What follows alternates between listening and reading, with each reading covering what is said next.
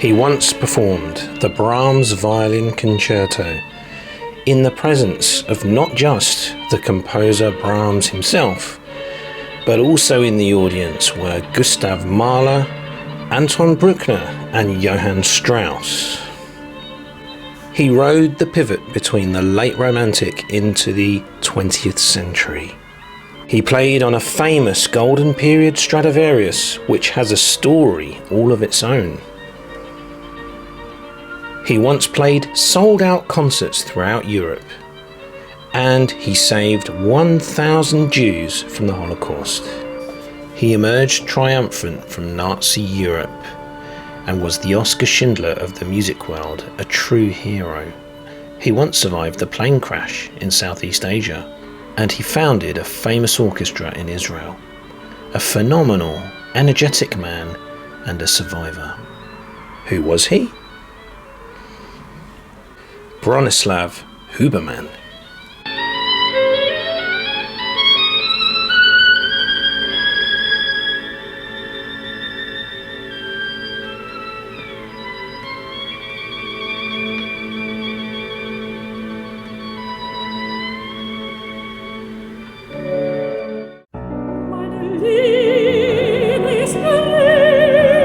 It seems shocking to say this, but Hitler actually had Jewish friends. There's a great book to read on this topic entitled Hitler's Jewish Soldiers. To name a few, Air Field Marshal Milch, Emil Morris, Hitler's bodyguard and chauffeur, Hitler's family doctor who helped his mother when she was ill, Hitler's superior officer from World War I who recommended Hitler for a decoration. He also used to consult the Jewish mystic Hanussen in the early Kampf days, but later did have him eliminated. These are examples of Jews who, with the exception of Hanussen, were either high-ranking Nazis or individuals that Hitler spared, helped to gain safe passage out of the Reich, or protected. The interesting thing, though, is that apparently, according to some reports, Hitler also had a secret stash of records, and not only did these include Russian records, they included records of Bronislaw Huberman. Despite describing Jewish musicians and Russian composers as subhuman and banning the music of Mendelssohn and claiming that Jewish art never existed, Adolf Hitler may well have listened to their music in secret. For example, the double whammy of a record discovered of a Tchaikovsky violin concerto featuring the violinist Bronislaw Huberman, a Polish Jew who was officially declared an enemy of the Third Reich and who fled Vienna in 1937. The collection was apparently discovered by Lev Bezymensky, a Jewish Soviet intelligence officer who had been ordered to search the Reich Chancellery shortly after Berlin fell to the Soviets. Bezymensky took the records back to Moscow, but then after his death, his daughter decided to give the collection to the German newspaper Der Spiegel. Bezymensky also claimed that he had attended the autopsy of the burned remains of Hitler's body. I suppose we can't say if this for certain proves that Hitler listened to those records, although it seems like there is some believable evidence to suggest it. One thing is for sure though, Bronislaw Huberman himself stood up boldly as an opposer of Nazism. And we'll see how he did that and the difference that he made as this video progresses. Degenerate music according to official Nazi policy, Hitler, says Spiegel magazine, apparently doted on recordings by two prominent Jewish soloists, the Polish-born violinist Bronislaw Huberman and the Austrian pianist Arthur Schnabel.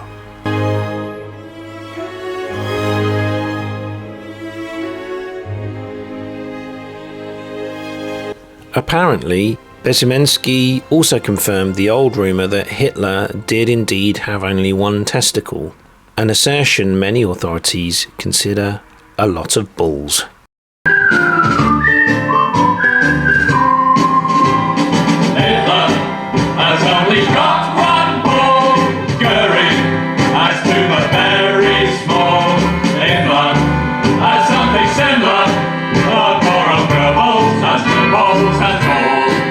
Some say that there are good reasons to be a little careful in swallowing this tale. That is, that Hitler actually listened to these records by Jews.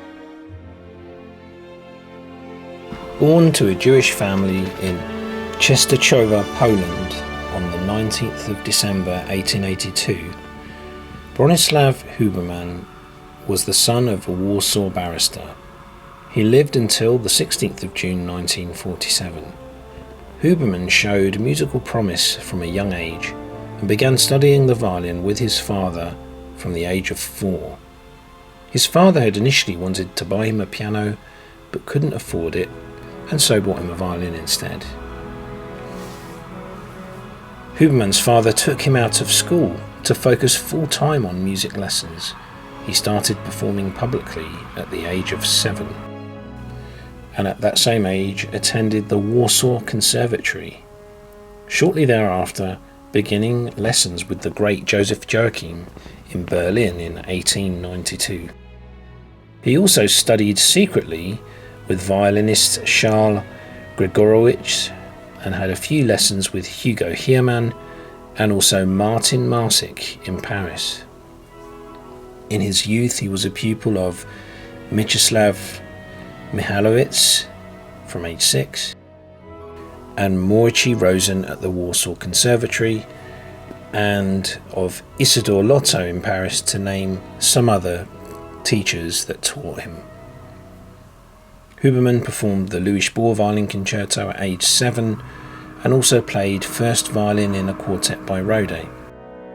By 1893 he was an acclaimed prodigy, and by the time he was 12 he had toured Europe and the United States as a child prodigy. His father retired as a barrister to manage his son's concert career full-time. In 1893 he toured the Netherlands and Belgium as a virtuoso performer. Around this time the 6-year-old Arthur Rubinstein attended one of Huberman's concerts. Rubinstein's parents invited Huberman back to their house, and the two boys struck up what would become a lifelong friendship. In 1894, Adelina Patti invited Huberman to play in her farewell gala in London. And in London in 1895, he created a sensation playing the Mendelssohn E minor concerto, followed by 10 sold-out concerts in Vienna.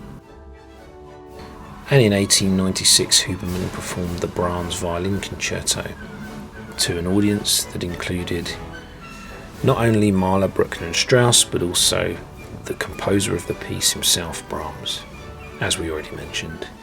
And Huberman impressed the composer, who congratulated the young prodigy after the concert. Has any other violin player performed with that many legendary composers present? Perhaps Paganini. In 1896, as a boy of 13, Huberman played the Mendelssohn Violin Concerto at Carnegie Hall in New York with the New York Philharmonic. He returned to Carnegie Hall some 25 years later in the 1921-22 season. In 1903 he had the privilege to play on the Il Canone Guarnerius del Gesù in Genoa, which of course was the violin of Paganini. In 1920 he gave 14 concerts in Paris, 10 in Vienna in 1924, 8 in Berlin in 1926. It is said that Huberman suffered from depression and insomnia throughout his life, possibly as a result of the relentless performing schedule that he undertook as a child. It's a sad fact that for many of these child prodigies, their childhood is kind of ripped away from them in a sense. It can be difficult for them to adjust and recover from that fully. He was married to the German actress Elsa Galafris in 1909. They had a son, Johannes, before she left him for the composer and one-time friend Erno Dohnányi, also known by his Germanic name of Ernst von Dohnányi. Dohnányi then adopted Huberman's son Johannes. Ironically, in later years, Dohnányi became a darling of the fascists, according to Henry Roth.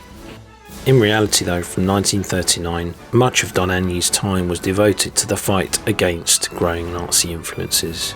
By 1941 he had resigned his directorial post rather than submit to the anti-Jewish legislation. In his orchestra, the Budapest Philharmonic, he kept on all Jewish members until 2 months after the German invasion of Hungary in March 1944, when he disbanded the ensemble.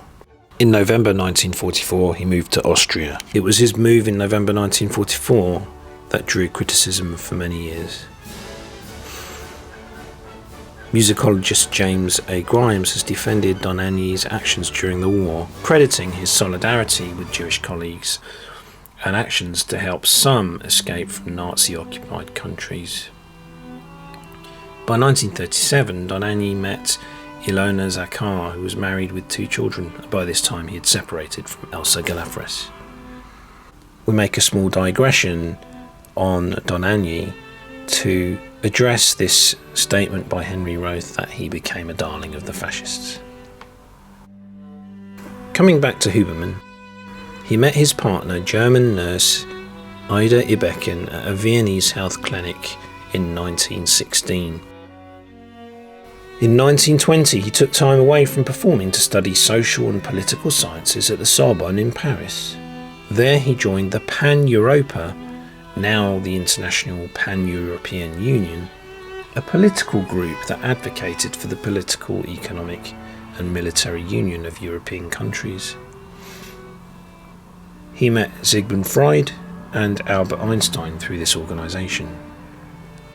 Continuing into the 1920s and early 1930s, Huberman toured around Europe and North America with the pianist Siegfried Schulze and performed on the most famous stages, including Carnegie Hall in New York, the Scala in Milan, the Musikverein in Vienna and the Concert House in Berlin. Over the course of many years, the duet Huberman-Schulze were regularly invited in private by European royal families. Countless recordings of these artists were done during that period at the Berliner Rundfunk, but these were unfortunately destroyed during the Second World War. Huberman performed in Palestine in 1929 and 1931. Having previously taken an anti-Zionist stance, he began to formulate the idea of improving the National Palestinian Orchestra. Though he reasoned that Jewish musicians would not give up their roles in prominent European orchestras to move to Palestine, as it did not enjoy a prestigious cultural reputation. That began to change, however, after 1933 and the Nazis' rise to power.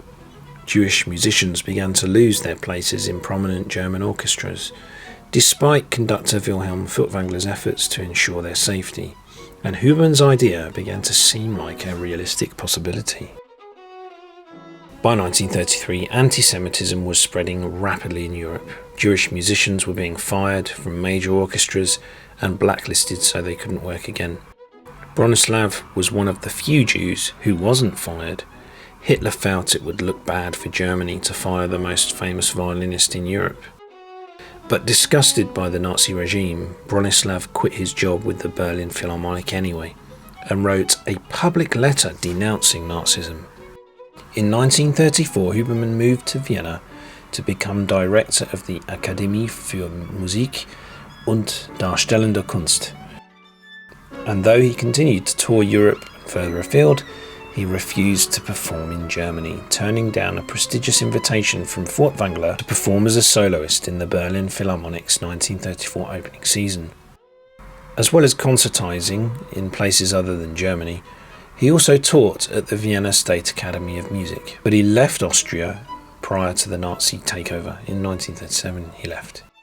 In 1940 he applied for United States citizenship. During the war, he played concerts for war relief in the United States. How did Huberman save people during the war and in the run-up to the war? A Polish-Jewish violinist who has been nicknamed the Oskar Schindler of musicians, Bronislaw Huberman helped to save an estimated 1,000 lives, an astounding number, during the Holocaust through the foundation of the Palestine Symphony Orchestra, now the Israel Philharmonic. These Jews that he saved also included Emanuel Feuermann, the gifted cellist who would later go on to play with Heifetz. Huberman was generous with his money on behalf of fellow musicians. He went out of his way to encourage and assist young gifted musicians, much like Isaac Stern would later do. And he used his connections in high places to help musicians escape the Nazis. Now we come on to a fascinating story, the theft of the Gibson Stradivarius. This was stolen from his dressing room in Carnegie Hall in 1936 and remained missing for 51 years. Originally, the Gibson Stradivarius, a beautiful golden period instrument, was a gift to Huberman from Franz Joseph, the Emperor of Austria and the King of Hungary, which he gave to the young Huberman after attending his concert in Paris in 1895. Henry Roth mentions that he was given a valuable old Italian instrument by a patron, Count Jan Zamoyski. I'm unsure if Roth thinks that the Gibson was that violin or if this was a different violin gifted to Huberman. But back to the Gibson Stradivarius, it was named after one of its early owners, the English violinist George Alfred Gibson. The violin, as I mentioned, was stolen from Huberman, but then resurfaced in 1986 after the thief Julian Altman made a deathbed confession. It is now played by Joshua Bell, who has performed numerous times with the Israel Philharmonic Orchestra.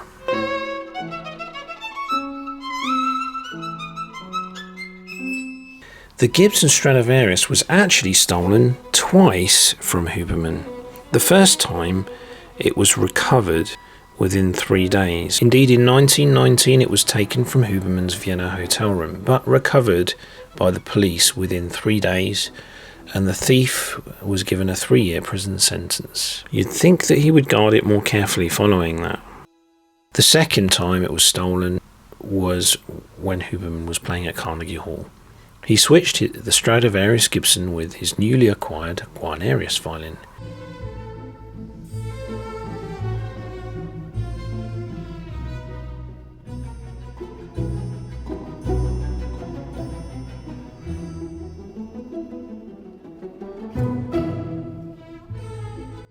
Leaving the Stradivarius in his dressing room unattended during intermission, it was stolen either by New York City nightclub musician Julian Altman or a friend of his. Apparently, they bribed their way into the hall with a fine cigar, giving it to the doorman in exchange for being let inside Carnegie Hall. Altman kept the violin for the next half-century. Huberman's insurance company, Lloyd's of London, paid him $30,000 for the loss, which in 1936 was a considerable amount for Stradivarius already. Given that Huberman was over in America to fundraise for his Palestine Orchestra, I wonder how much of that he used towards that and towards helping Jews emigrate to Palestine. And so, while Huberman was giving the recital on his Guarneri del Gesù, the Strad was pinched and disappeared. Apparently the thief was a paedophile and a nasty man, but confessed on his deathbed. He must have felt some guilt then, finally. He made the deathbed confession to his wife, Marcelle Hall, that he had stolen the violin. 2 years later, she returned it to Lloyd's and collected a finder's fee of $263,000. The instrument was sold for $1.2 million to British violinist Norbert Brainin, leader of the Amadeus Quartet. But prior to that, it had to undergo a 9-month restoration by J&A Beer Limited in London because Altman had covered the instrument with shoe polish in an effort to disguise it.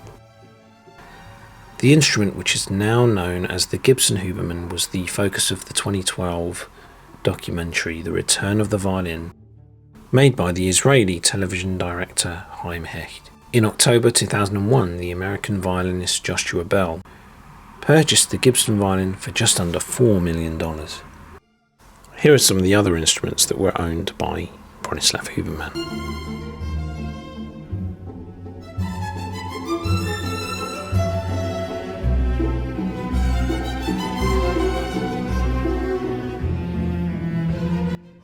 So some more details around how Huberman became the Israel Philharmonic founder.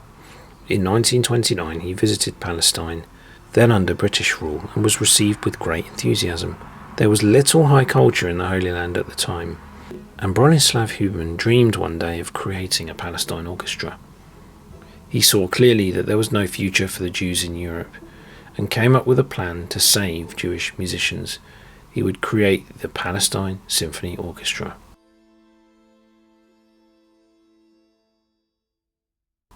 One has to build a fist against anti-Semitism, Bronislaw said.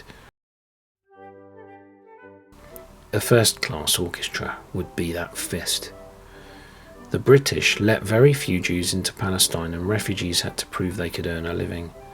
The orchestra would be a way to guarantee employment for the greatest Jewish musicians in Europe.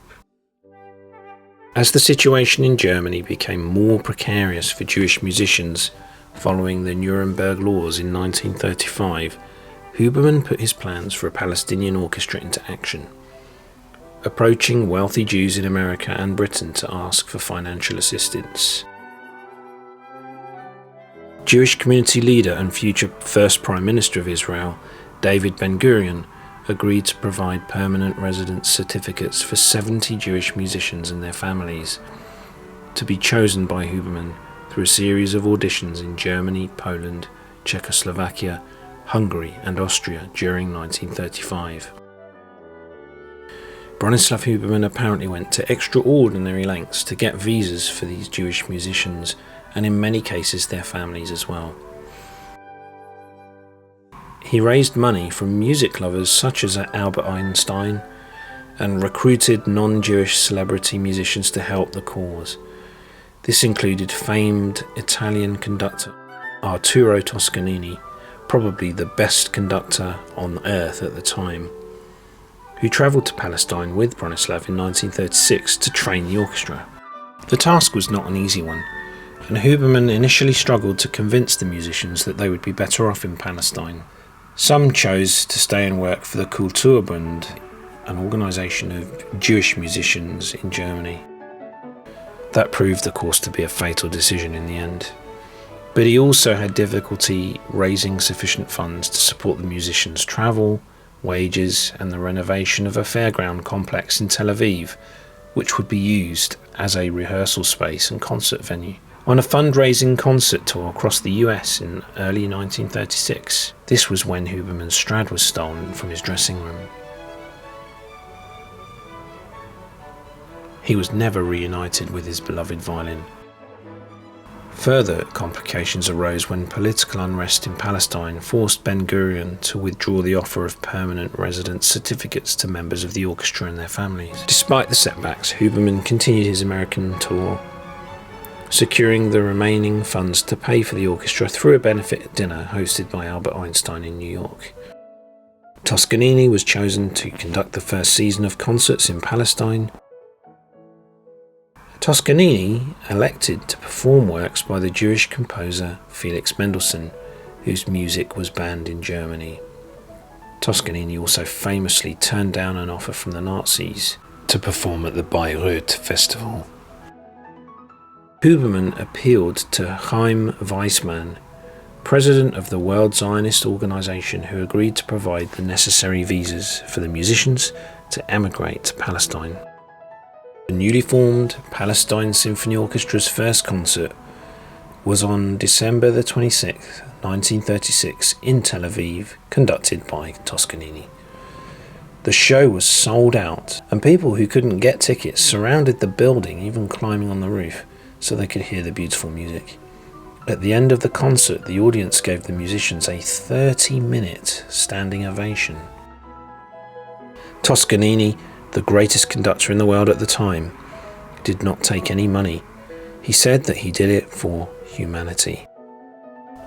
To quote Zubin Mehta, these musicians in the orchestra were musicians of standing, the creme de la creme of the orchestras of Europe.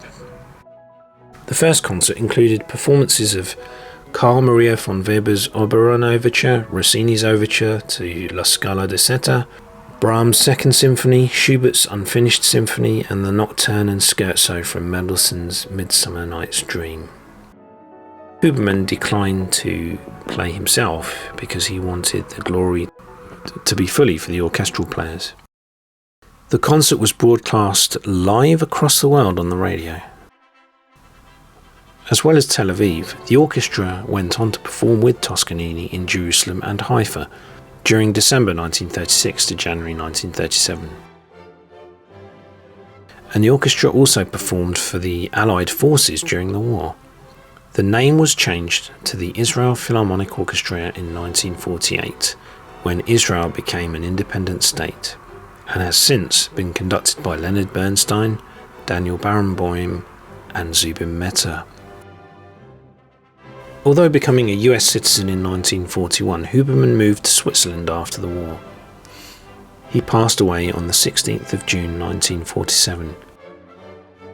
It is estimated that he saved the lives of some 1,000 Jewish musicians and their families from Germany, Poland, Czechoslovakia, Hungary, Austria, France, Georgia, Italy, Latvia, the Netherlands, Russia, Switzerland, Croatia, and the Ukraine, including the violinist David Grunschlag and the flautist Uri Toplitz, as well as the cellist Feuermann that we mentioned. Huberman was 64 when he passed away. Huberman used his own money to bring up to 70 of the musicians to Palestine. In 1937, a year before the Anschluss, Huberman left Vienna because he could see the danger that was coming, and he took refuge in Switzerland. The following year, his career nearly ended as a result of an airplane accident in Sumatra, in which his wrist and 2 fingers of his left hand were broken. After intensive and painful retraining, he was able to resume performing. At the onset of the Second World War, Huberman was touring South Africa and thus was unable to return to his home in Switzerland until after the war. He spent most of World War II in the United States. Shortly thereafter, he fell ill from exhaustion and never regained his strength.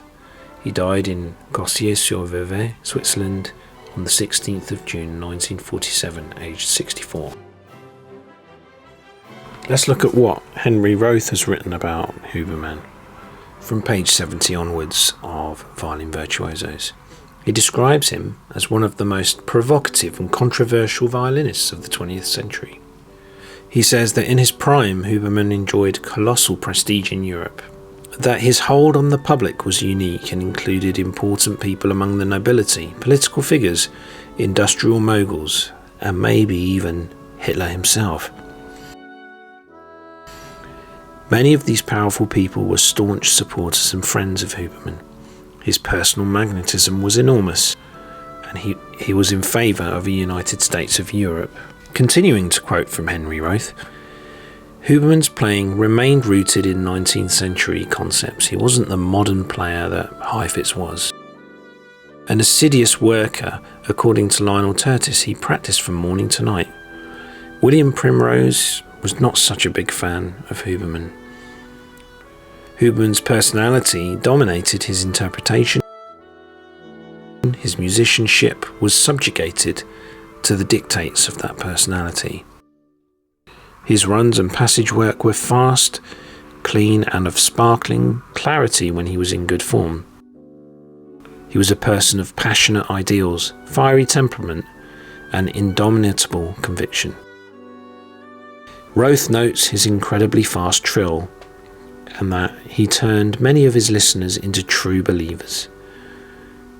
He states that Huberman was less successful in the Anglo-Saxon lands and also in the Latin countries than he was perhaps in the lands of Central Europe. And finally, from Roth, he is not known for having produced any pupils of prominence. In conclusion then, Bronislaw Huberman was known for his individualistic interpretations and was praised for his tone colour, expressiveness and flexibility. He is also remembered for founding the Israel Philharmonic Orchestra, then known as the Palestine Symphony Orchestra, thus providing refuge from the Third Reich for nearly 1,000 European Jews. He was a violin prodigy who saved thousands of Jews by creating an orchestra of exiles. You can check out the documentary film of the same name. If it hadn't been for Huberman, a approximately 1,000 people, musicians and their families, would have been stuck in Europe during the Holocaust, facing almost certain extermination. Instead, a world-class orchestra was born that exists to this day. Huberman played sold-out shows throughout Europe in his prime. To quote Zubin Mehta, Bronislaw Huberman was a visionary from a humanistic point of view. He was much more than a musician. He was the yiddle with the fiddle who stood up to Hitler.